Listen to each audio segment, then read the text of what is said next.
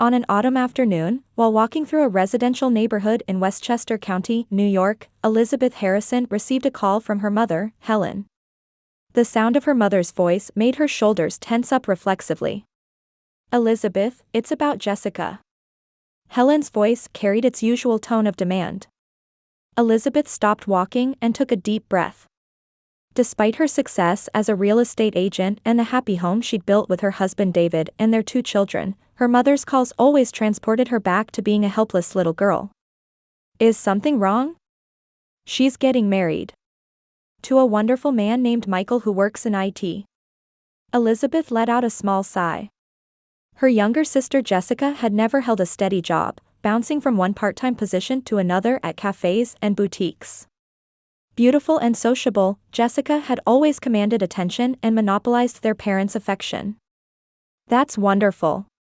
What's Michael like?" "He's very sincere and kind. He truly loves Jessica. But she's worried about the wedding." As Elizabeth continued walking, she felt alarm bells going off in her head. Since childhood, the word worried always led to demands on her. When she was 7 and Jessica cried for a new bicycle, their parents said, "You're the big sister, so give yours to Jessica." In high school, when Jessica wanted her driver's license, it was, "Big sister should sacrifice so we can pay for Jessica's driving lessons." During college, Elizabeth worked nights and relied on scholarships to pay her tuition. Meanwhile, Jessica's college expenses were fully covered by their parents, who even gave her monthly spending money. When Elizabeth protested the unfairness, her mother always said the same thing: "It's natural for you to take care of your little sister." The situation worsened 10 years ago when their father died suddenly of a heart attack.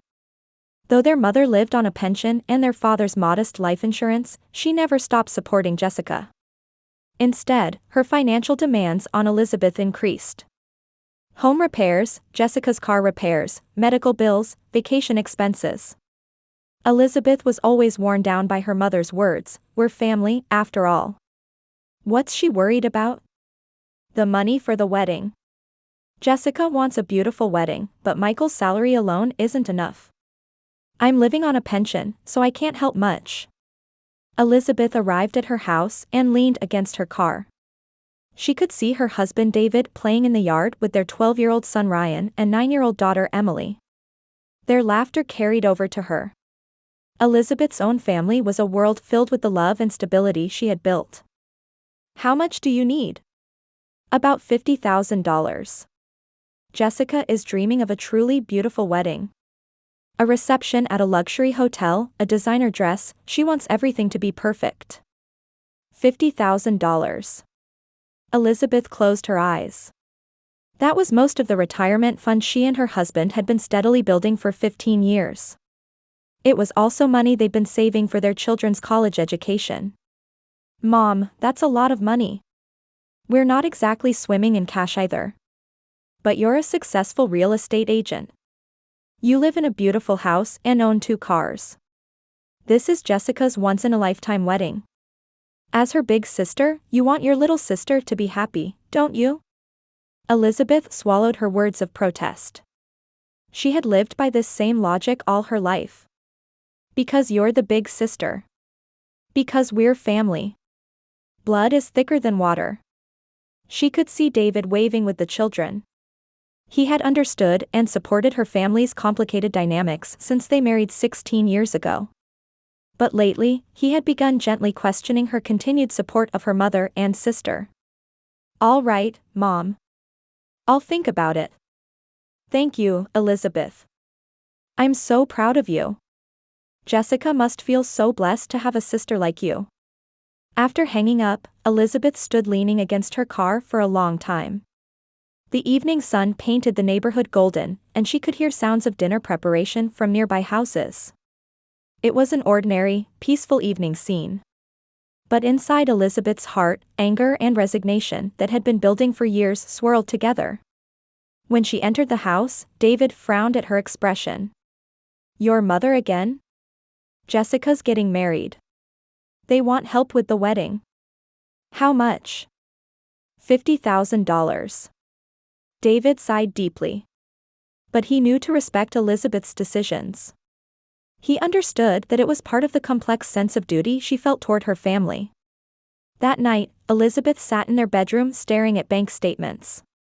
If she helped with $50,000, their retirement fund would be cut by more than half. Their children's college savings would also be drastically reduced. But refusing was unthinkable.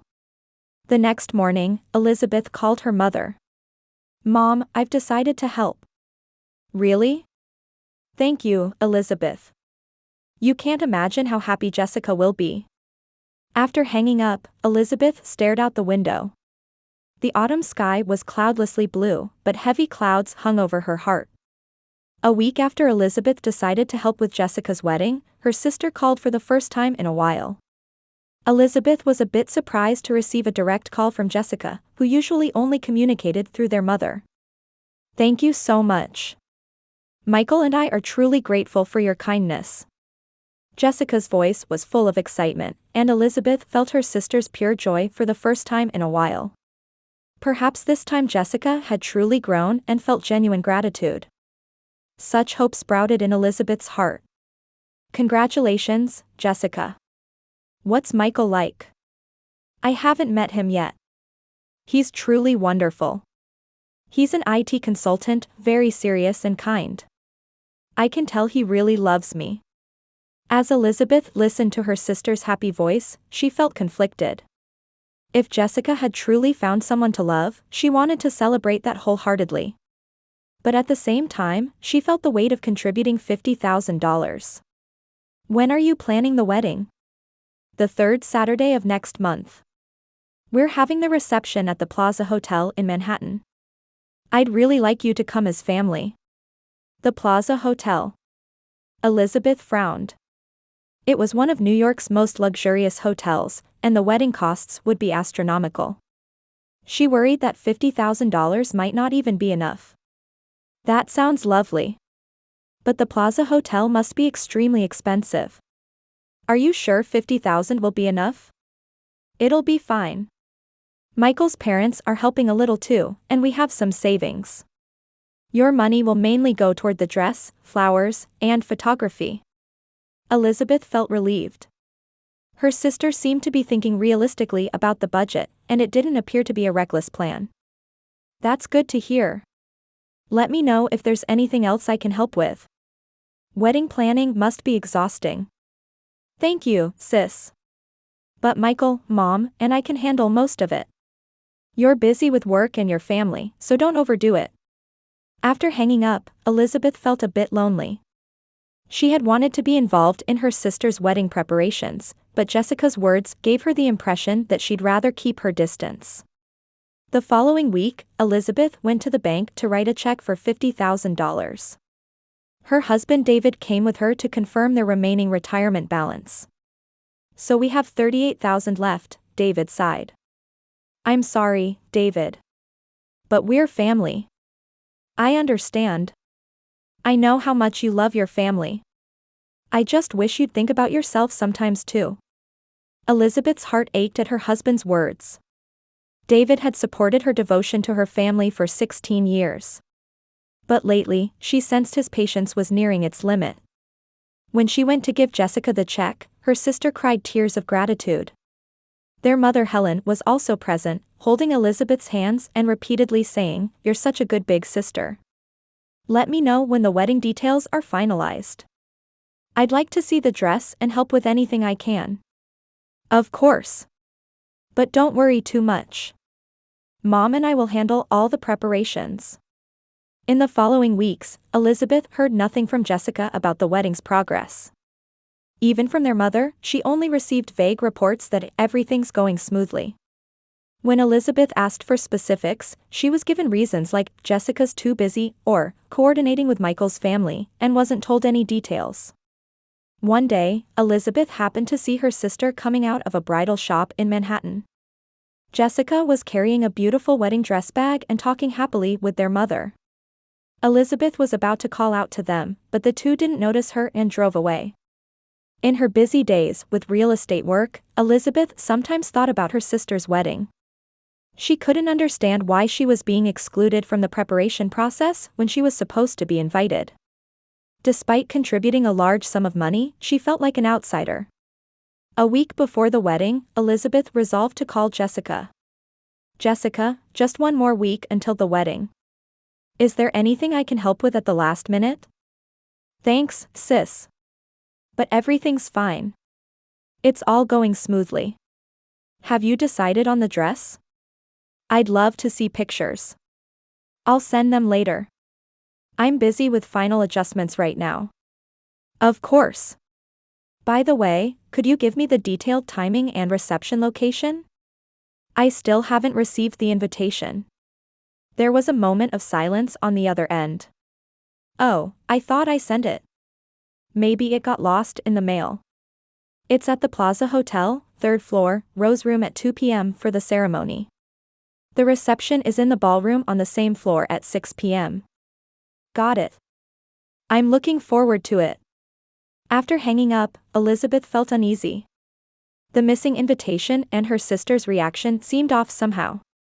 But she convinced herself that Jessica was just busy with wedding preparations. That evening, Elizabeth explained the wedding details to her husband and children. Next Saturday, I'm going to Jessica's wedding. Can you watch the kids? Of course. But are you okay?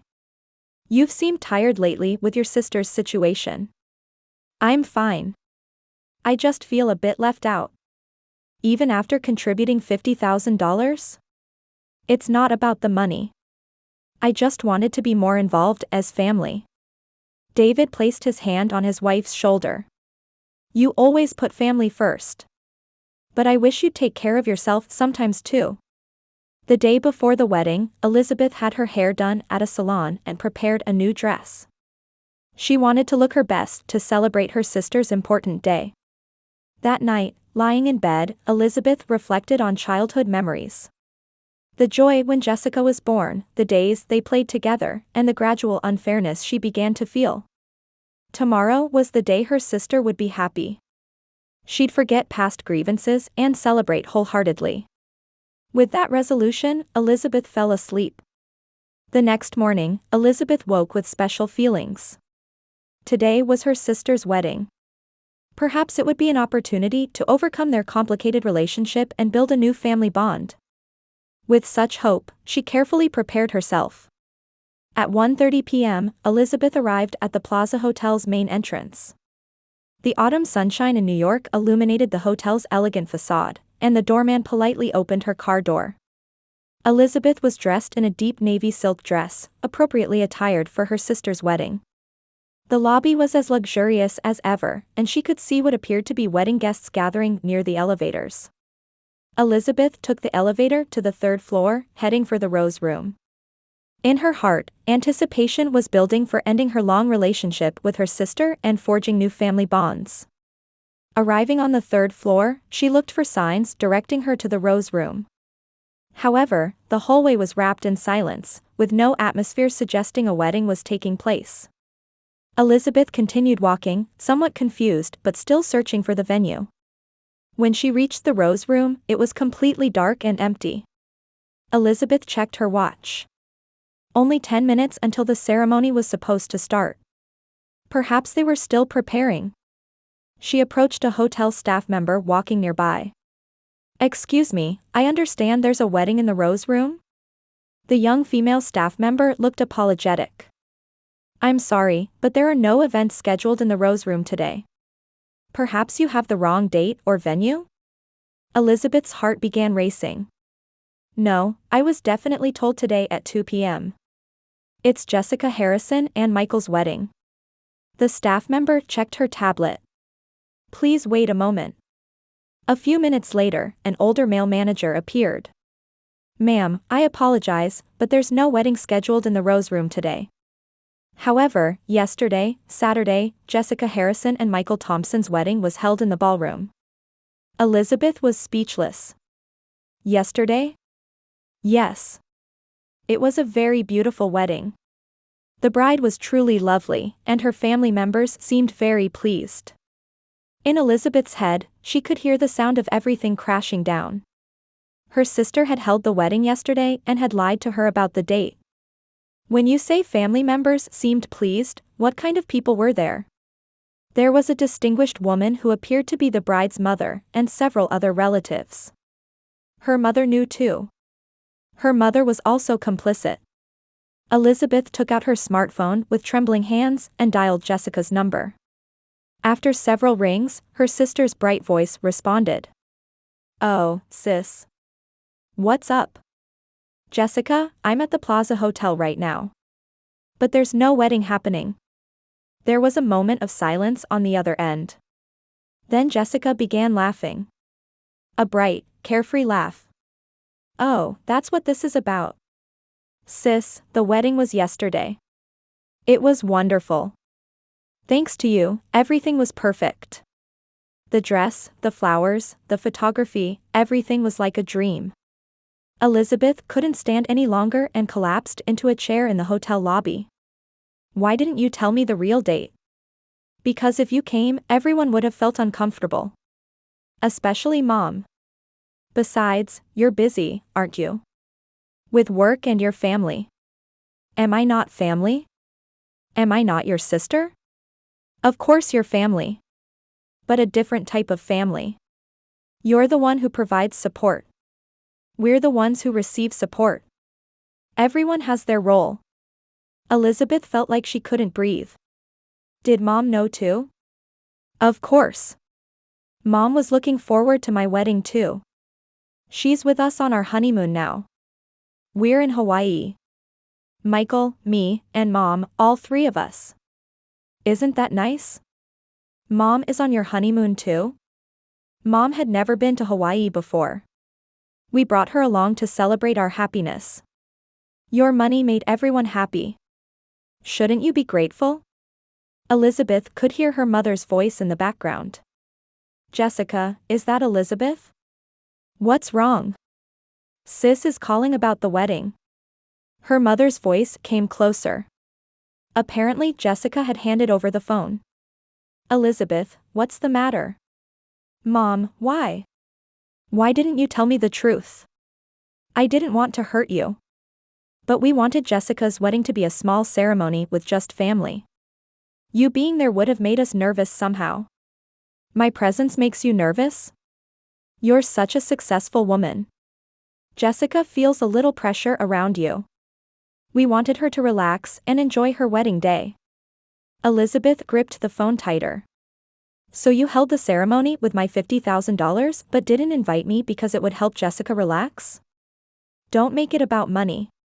As her sister, it's natural for you to support your little sister's happiness.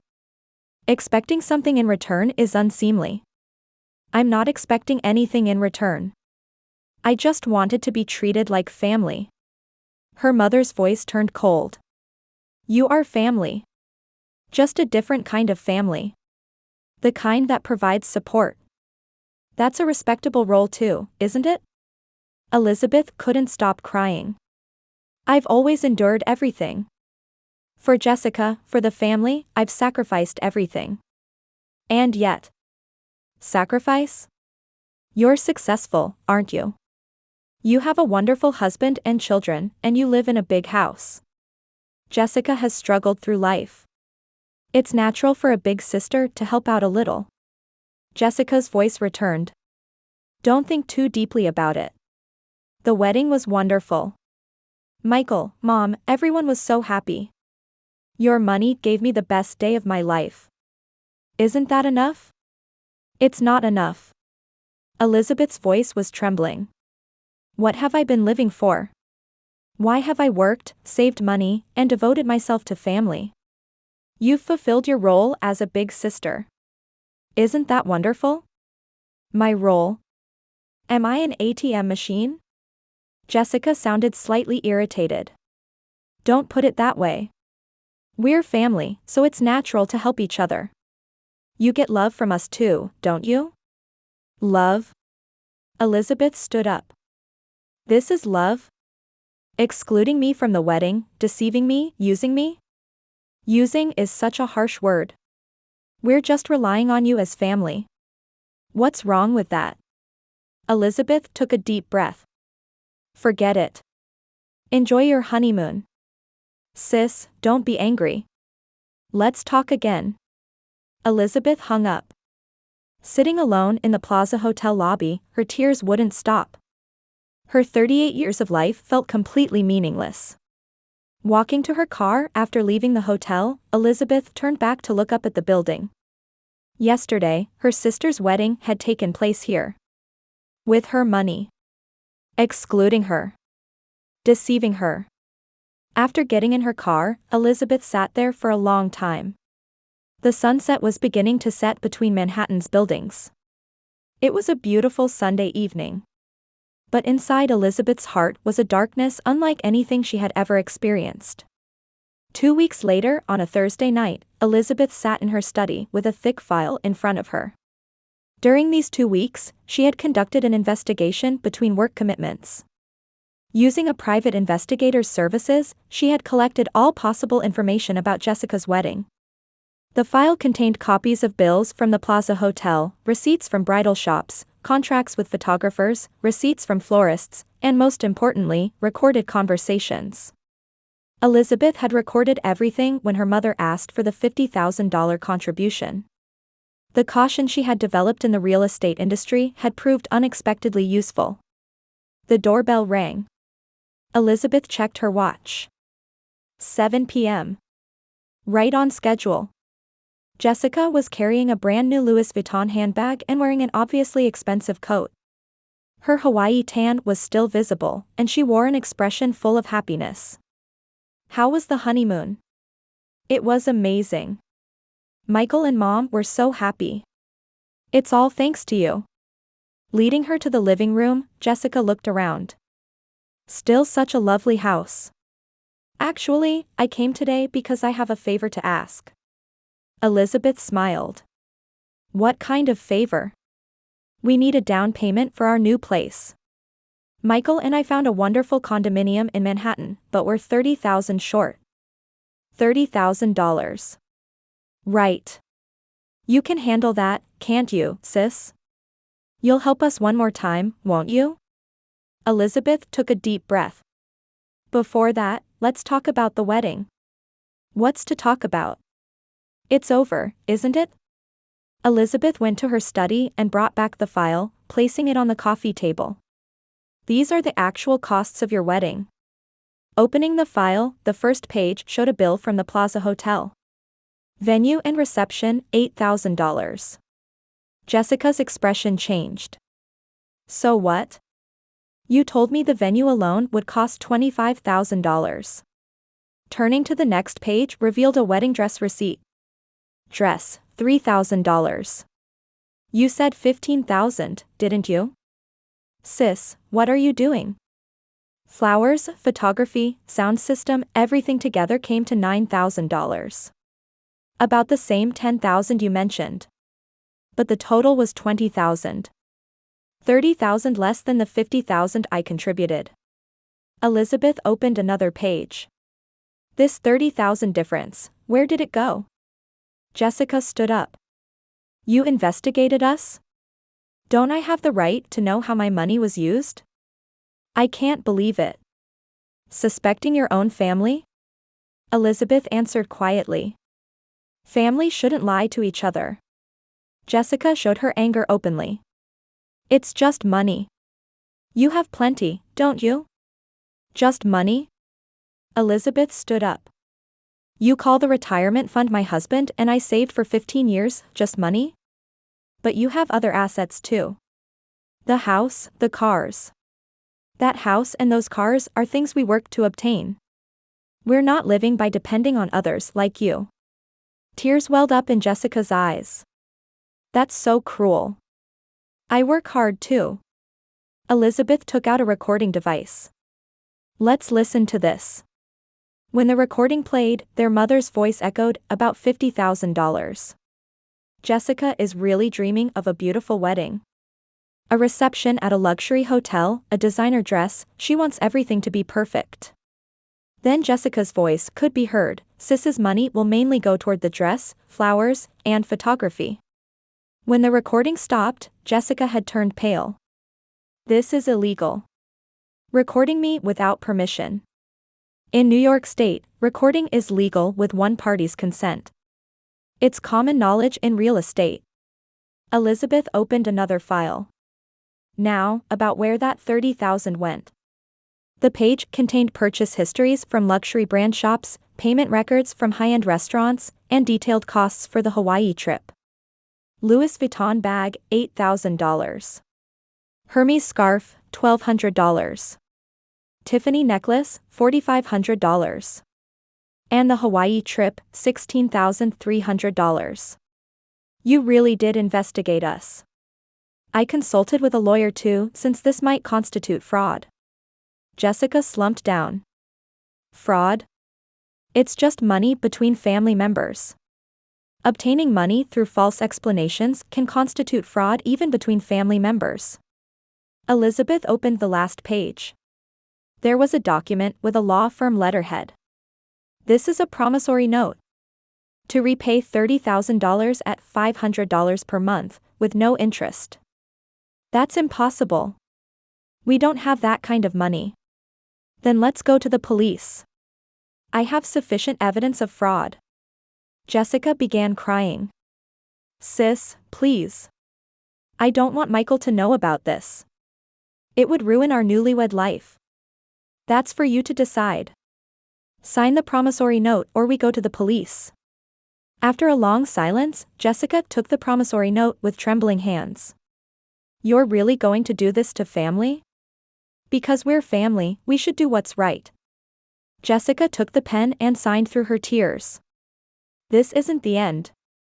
Don't forget to transfer $500 every month. Jessica stood up. What should I tell Mom? Tell her the truth. That you embezzled $30,000. Mom doesn't know. I did this alone. Elizabeth smiled coldly. Mom was complicit too. She lied about the wedding date. That's a separate matter. It's all connected. Proof that you both only see me as an ATM. Jessica headed for the door. We can never go back to the way things were, can we? I don't want to go back, Elizabeth answered. The one-sided relationship we had before is over. We'll either build an equal relationship or end it completely. Your choice. Jessica turned around. You're destroying a 30-year sisterhood over money? You destroyed it.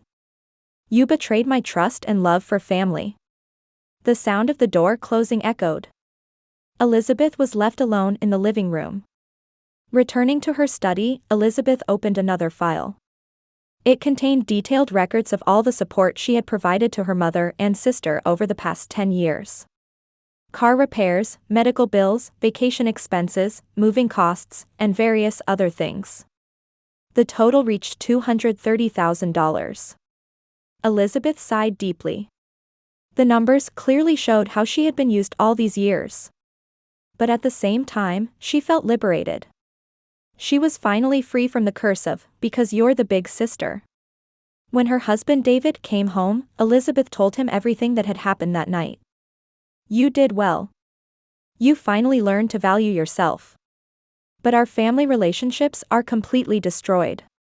Real family relationships never existed in the first place, did they? Elizabeth pondered her husband's words.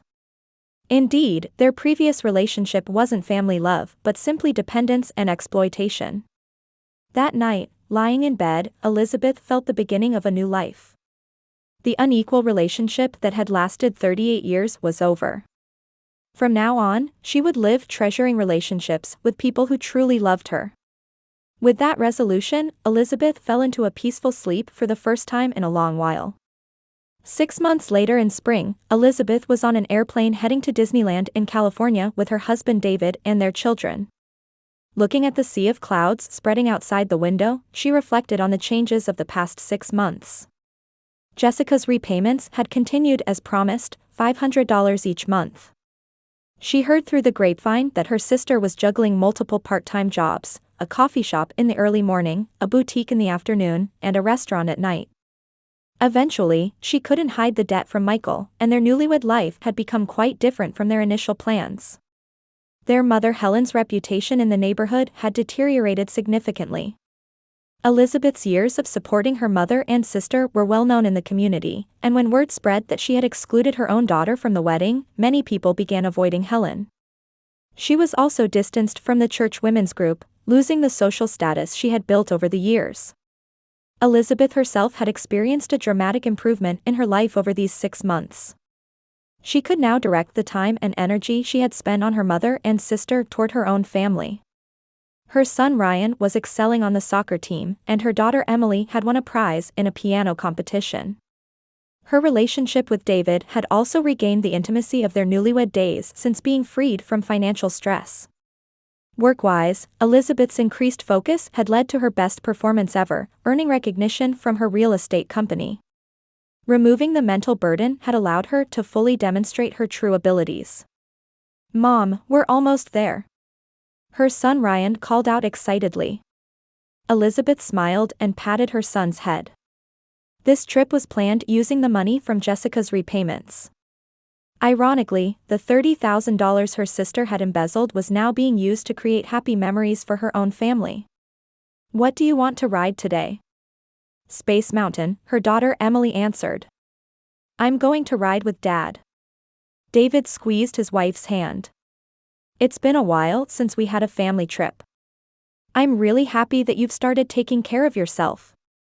Elizabeth's heart warmed at her husband's words. Never once in her life had she put her own happiness first. She had always believed that love meant meeting others' expectations and making sacrifices. But she had learned that true love meant respecting and supporting each other, not one-sided devotion. When the plane landed, California's warm sunshine welcomed the family. While checking into their hotel, Elizabeth received a message from her mother on her smartphone. "Elizabeth, I have something I'd like to discuss with you.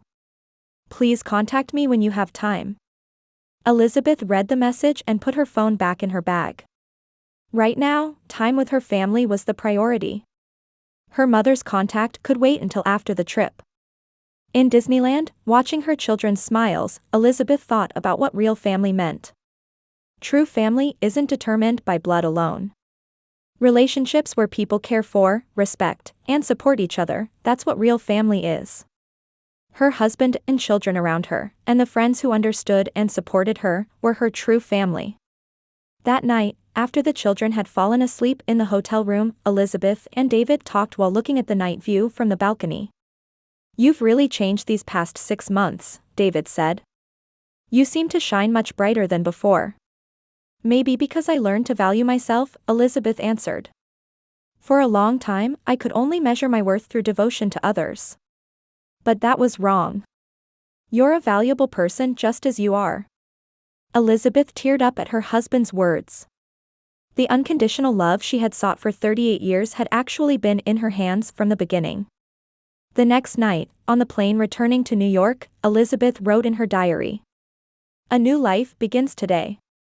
A life that starts with loving and valuing myself. Family isn't just about blood relations. The people I've chosen, and the people who have chosen me, they are my real family." The New York night view outside the window seemed to shine more beautifully than ever. Elizabeth smiled, confident that a new chapter was beginning. A chapter of truly happy life that starts with loving oneself.